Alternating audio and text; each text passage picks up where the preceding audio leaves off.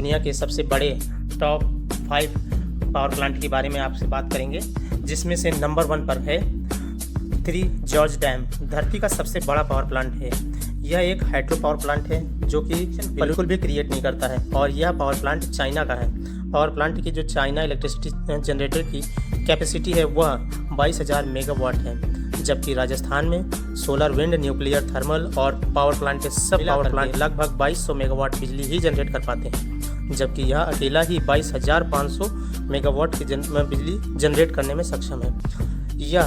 इसका मतलब यह है कि इसमें जो इंस्टॉल कैपेसिटी है, जिसका मतलब 500 मेगावाट के जनरेटर यहाँ पर लगे हुए हैं कि कोई भी प्लांट में जितनी चल रहा है उससे थोड़ी ज़्यादा ही होती है, क्योंकि कई बार ऐसा होता है, ऐसी सिचुएशन आ जाती है कि जिसमें ज़्यादा इलेक्ट्रिसिटी की ज़रूरत पड़ती है, तो जो जनरेटर बंद होते हैं उन्हें भी ऑन करना पड़ता है। चाइना के इस पावर प्लांट में 32 जनरेटर लगे हुए हैं, जिसमें हर एक जनरेटर की कैपेसिटी 700 मेगावाट की।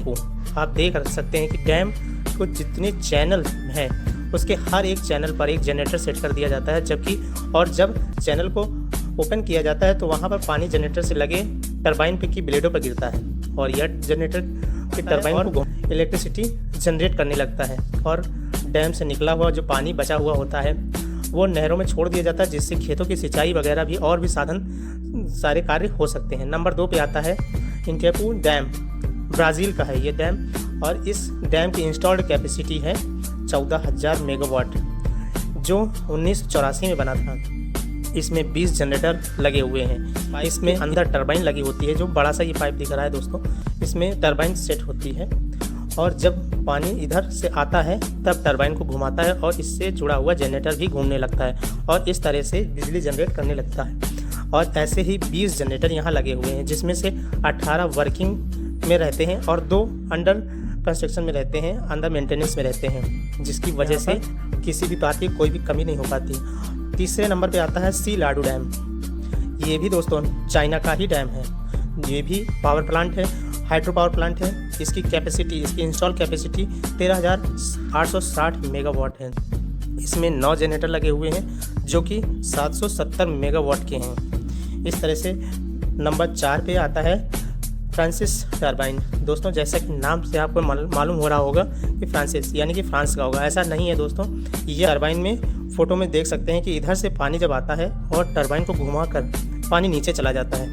इस तरह से ये प्रक्रिया चलती रहती है और टरबाइन को घुमाता रहता है और बिजली क्रिएट हो जाती है, इलेक्ट्रिसिटी बनने लगती है। आजकल बहुत ज़्यादा यूज होती है यही वाली टरबाइन, क्योंकि इनसे इलेक्ट्रिसिटी 95% एफिशिएंसी होती है इनकी। यदि आपके पास भी कोई नदी या नाला आपके पास बहता हुआ आ रहा हो या पास में हो, तो आप भी इस टरबाइन की मदद से बिजली क्रिएट कर सकते हैं। ये बहुत ही छोटे छोटे भी आते हैं, छोटे साइज़ के भी आते हैं दोस्तों। अब नंबर 4 पे आता है बेलो मोंटे। ये भी एक छोटे से देश का है, ब्राज़ील का है। इसकी इंस्टॉल्ड कैपेसिटी 11,233 मेगावाट है।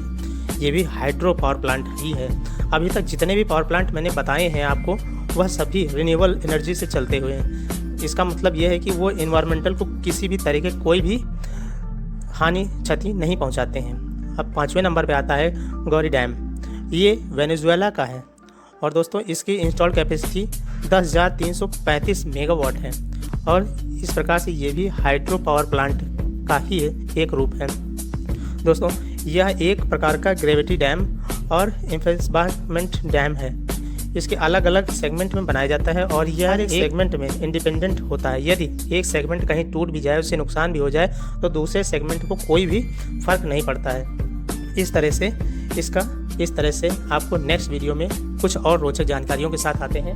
अगर आपको वीडियो तो लाइक और सब्सक्राइब और कमेंट करना ना भूलें दोस्तों। मिलते हैं नेक्स्ट वीडियो में, तब तक के लिए बाय।